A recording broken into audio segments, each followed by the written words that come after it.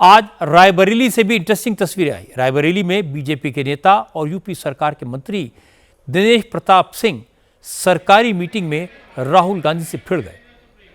Rahul district development coordination and monitoring committee की meeting में अपनी चलाना चाहते थे, लेकिन दिनेश प्रताप सिंह ने राहुल को बार बार टोका, नियमों का हवाला दिया। राहुल ने कहा कि वो कमेटी के अध्यक्ष हैं, इसलिए मीटिंग उनकी मर्जी से चलेगी, वो जो चाहेंगे वही होगा। लेकिन दिनेश प्रताप कमेटी की रूल बुक लेकर पहुंचे थे।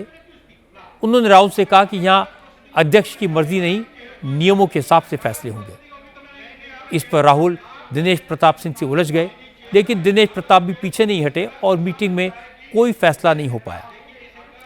क्योंकि राहुल गांधी विदेश से लौटकर 2 दिन के रायबरेली के दौरे पर पहुंचे थे। कल जब कमेटी की बैठक हुई थी तो दिनेश प्रताप सिंह से उनकी नोकझोंक हो गई थी। इसके बाद मीटिंग के एजेंडे पर कोई बात नहीं हो रही थी। हर जगह राहुल और दिनेश प्रताप सिंह की तनातनी चर्चा का मुद्दा बनी।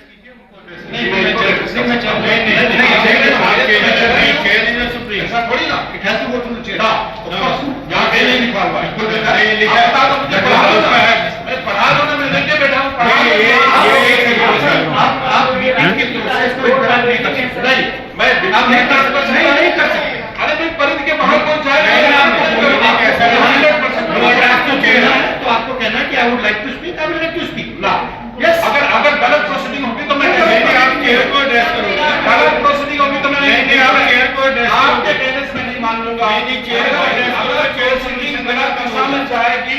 मैं कह रहा हूं असल में दिशा कमेटी रूरल डेवलपमेंट मिनिस्ट्री की स्कीम्स के इम्प्लीमेंटेशन की मॉनिटरिंग के लिए बनाई जाती है। डिस्ट्रिक्ट लेवल की इस कमेटी के चेयरमैन वहाँ के सांसद होते हैं, जबकि इलाके के विधायक, दूसरे जनप्रतिनिधि और अफसर इसके मेंबर होते हैं। दिनेश प्रताप सिंह का आरोप है कि दिशा की मीटिंग में सिर्फ 33 स्कीम्स पर ही चर्चा की जाती है, लेकिन राहुल इसके दायरे से बाहर जाकर चर्चा कर रहे थे। राजनीतिक मुद्दे रखकर यूपी सरकार को घेरने की कोशिश कर रहे थे। ये सब नियमों के खिलाफ है, इसलिए उन्होंने विरोध किया। दिनेश प्रताप सिंह ने कहा कि राहुल बार बार कह रहे थे कि वो चेयरमैन है, इसलिए उनकी बात माननी पड़ेगी। तो दिनेश प्रताप सिंह ने भी कह दिया कि जब वो लोकसभा में स्पीकर की बात नहीं सुनते तो मैं आपकी बात क्यों सुनूं।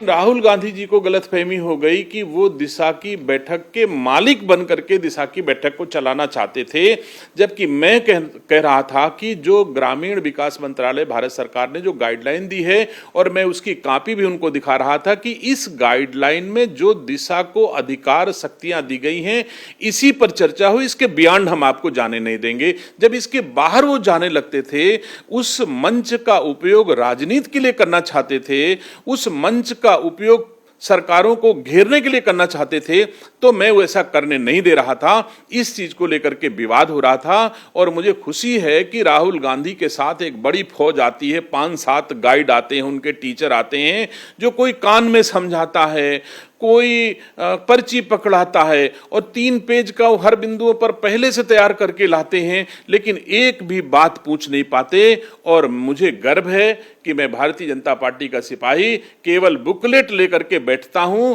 तो राहुल गांधी पर हमेशा भारी पड़ता हूं। और मैंने यही उनसे कहा कि जब आप लोकसभा में अध्यक्ष का कहना नहीं मानते हो तो मैं आपको कैसे अध्यक्ष कैसे मानूंगा। हालांकि कांग्रेस की तरफ से दिनेश प्रताप सिंह के आरोपों का कोई जवाब नहीं आया।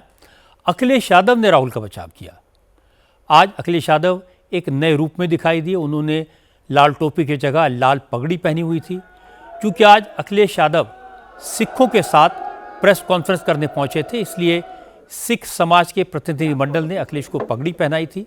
और इसके बाद अखिलेश ने बताया कि पहले मुलायम सिंह ने और फिर उन्होंने सिख समाज के लिए क्या क्या किया। इसके बाद जब रायबरेली में हुई घटना के बारे में अखिलेश से पूछा गया तो उन्होंने कहा, जिस मंत्री ने यह हरकत की है उसकी सरकार में कोई हैसियत नहीं है। बीजेपी में इस तरह के लोगों को एक ही काम दिया जाता है कि विरोधियों का अपमान करो।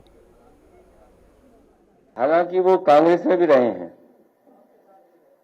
और हमारे साथ थे तो ठेकेदारी करते थे।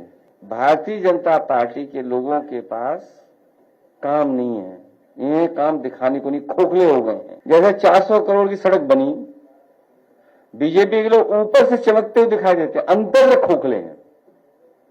ये खोखले लोग हैं, जो कमजोर लोग हैं, जो जनता के लिए काम नहीं बता पा रहे हैं, वो इसी तरह का भाषा व्यवहार इस्तेमाल करेंगे। और केवल एक लीडर के लिए नहीं, हर एक के साथ ऐसे व्यवहार करते हैं लोग। असल में दिनेश प्रताप सिंह, अखिलेश यादव और राहुल गांधी दोनों की आंख की किरकिरी हैं।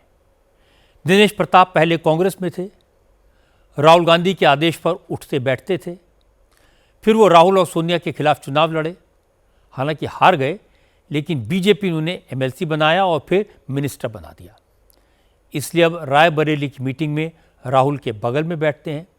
ये बात राहुल को बहुत खटकती है। दिनेश प्रताप सिंह समाजवादी पार्टी में भी रह चुके हैं, लेकिन अब अखिलेश यादव पर हमला करते हैं। ये बात अखिलेश को पसंद नहीं आती। इसीलिए जब रायबरेली में दिनेश प्रताप ने राहुल गांधी की मनमानी का विरोध किया, तो अखिलेश ने दिनेश प्रताप सिंह को बीजेपी में दरी बिछाने वाला मंत्री बता दिया।